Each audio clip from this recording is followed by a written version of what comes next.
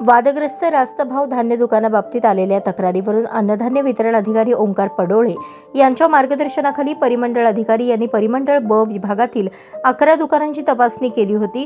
त्या 11 दुकानांपैकी जुना घरकुल जवळ गांधीनगर अक्कलकोट रोड येथील साधना सर्व ग्राहक व्यवसाय संस्था ब 34 या दुकानाची तपासणी केली असता त्याच्यात दोष आढळून आले।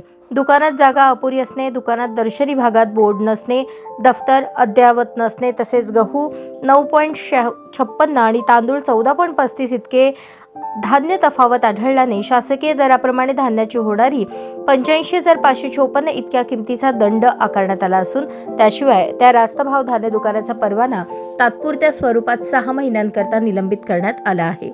राज्य शासनाच्या वतीने गोरगरीब महिलांना वाटप करण्यात येणाऱ्या मोफत साड्यांची परस्पर विल्हेवाट लावण्याचा सावळा गोंधळ परिमंडळ विभागात घडत असल्याचे प्रसार माध्यमांमधून बातमी झळकताच अन्नधान्य वितरण अधिकारी ओंकार पडोळे यांनी ॲक्शन मोडवर येत भरारी पथकांची नेमणूक केली असून गुरुवार रोजीपासून या भरारी पथकाचे प्रमुख परिमंडळ अधिकारी नंदकिशोर डोके, पुरवठा निरीक्षक राजेश यंपुरे यांनी दिवसभरात एकूण 6 दुकानांची तपासणी केली असून एकंदरीत परिमंडळ अ विभागात 60 इतकी दुकाने आहेत। लवकरच इतर सर्व दुकानदारांची काटेकोरपणे तपासणी करण्यात येणार असून दोषी दुकानांवर कारवाई करणार असल्याचे अन्नधान्य वितरण अधिकारी ओंकार पडोळे यांनी कळवले आहे। आपल्या दुकानात अचानक आलेल्या भरारी पथकाला पाहून दुकानदारांचे चांगलेच धाबे दणाणले आहेत।